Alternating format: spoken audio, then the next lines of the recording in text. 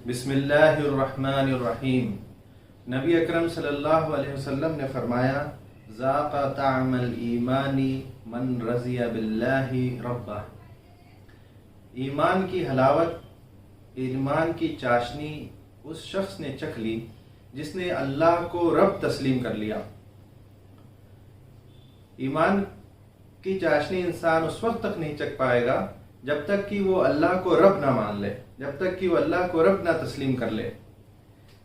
रब के मानी क्या है और उसका हमसे क्या ताल्लुक़ है? कुरान करीम में रब तकरीबन 4 मानों में इस्तेमाल हुआ है।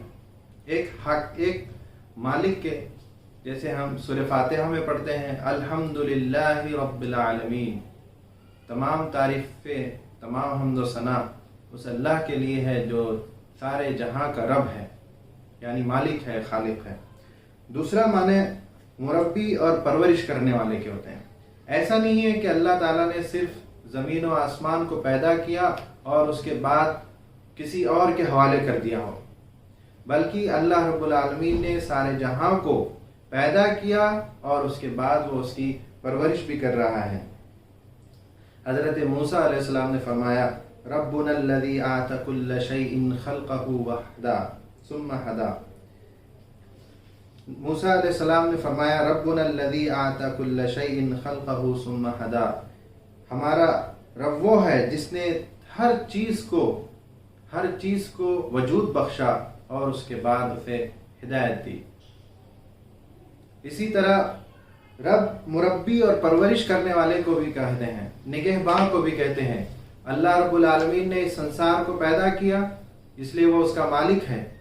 उसके साथ ही अल्लाह रब्बुल आलमीन उसकी परवरिश कर रहा है, उन तमाम चीज़ों की परवरिश कर रहा है। सूरज का निकलना, सितारों का निकलना, सूरज का डूबना, कहकशाओं का चमकना, चांद का चमकना और सारे बारिश का होना, अबर का आना, धूप का आना, सर्दी गर्मी, ये सारी चीज़ें, ज़मीन में हम बीज बोते हैं और वहाँ से अनाज का निकलना, ये सारी चीज़ों की निगहबानी अल्लाह रब्बुल आलमीन खुद फरमा रहा है। वो इन सब चीज़ों की जब निगहबानी कर रहा है तो वो इन सारी चीज़ों का फरमा रवा भी है, मुदब्बिर भी है। रब का तीसरा माने फरमा रवा के हैं, मुदब्बिर के हैं, मामलात को तय करने वाले के हैं। अल्लाह रब्बुल आलमीन तय फरमाते हैं इस संसार के मामलात को। उसने उसे पैदा किया, फिर पैदा करने के बाद पूरे जहां की वो निगहबानी कर रहा है। निगहबानी करने के साथ ही मामलात को भी चला रहा है। एडमिनिस्ट्रेटिव पावर भी उसी के हाथ में है, वही पूरे संसार का मुदब्बिर भी है। जब अल्लाह रब्बुल आलमीन ही सारे जहां का, हमारा और हर चीज़ का खालिक है, वही उसकी निगहबानी कर रहा है, फिर वही उसके मामलात को तय कर रहा है, तो फिर इबादत सिर्फ उसी की होगी। इबादत का हकदार सिर्फ वही ठहरेगा, उसके अलावा इबादत का हकदार कोई नहीं ठहरेगा। फिरौन अपने ज़माने में रब का दावा कर बैठा।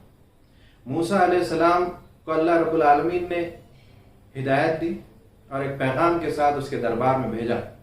जब वो दोनों आमने सामने हुए, जब मुकालमा दोनों का शुरू हुआ, तो फिरौन ने कहा, फमन रब्बुकुमा या मूसा, तो ए मूसा तुम दोनों का रब कौन है? मूसा अलैहिस्सलाम ने फरमाया, रब्बुनल्लज़ी आता कुल्ल शैइन खल्क़हु सुम्मा हदा। हमारा रब यानी हमारा मालिक, हमारा निगहबान, वो है जिसने हर चीज़ को वजूद बख्शा, सुम्मा हदा, फिर वो उसकी हिदायत करता है।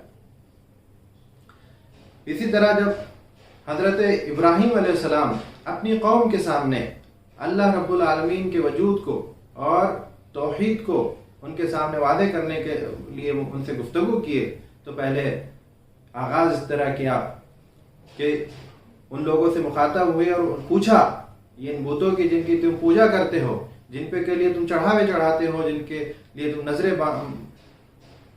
जिन पे तुम चढ़ावे चढ़ाते हो, क्या ये तुम्हारी सुन भी सकते हैं?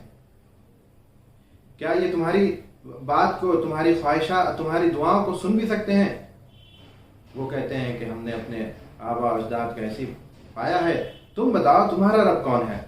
تو ان کے جواب میں حضرت ابراہیم علیہ السلام فرماتے ہیں الذی خلقنی فہو یہدین، میرا رب تو وہ ہے جس نے مجھے پیدا کیا، فہو یہدین، اور وہ میری ہدایت کرتا ہے، والذی هو یطعمنی ویسقین، اور میرا رب اور وہ مجھے کھلاتا ہے اور پلاتا ہے، وَإِذَا مَرِضْتُ فَهُوَ يَشْفِينِ، اور جب میں بیمار پڑتا ہوں تو مجھے صحت دیتا ہے، وَالَّذِي يُمِيتُنِي ثُمَّ يُحْيِينِ، وہی ہے جو مجھے موت دے گا پھر مجھے دوبارہ کھڑا کرے گا، یہ میرا رب ہے۔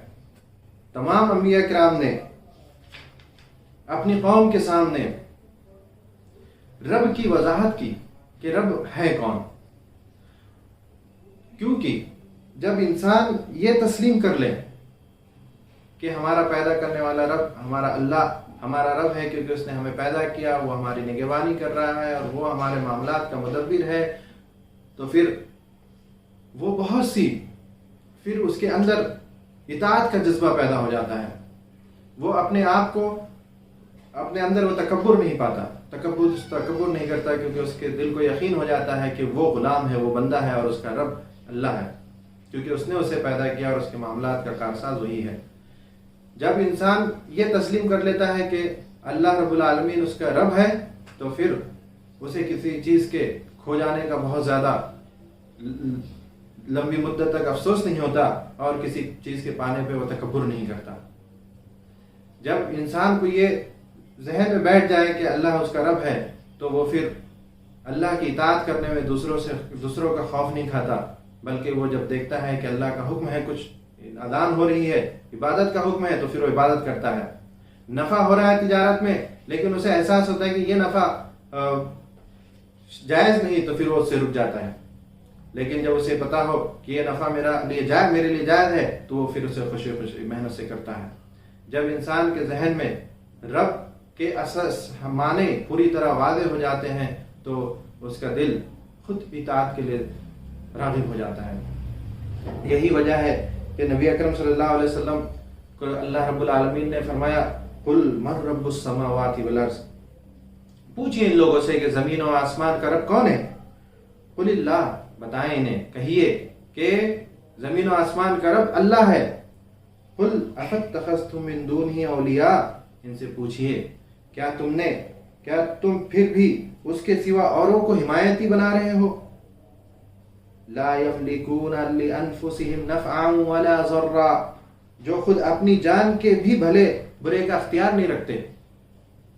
زمین و آسمان کا رب اللہ ہے، اس کے ہوتے ہوئے کیا تم کسی اور کو اپنا حمایتی بنا رہے ہو؟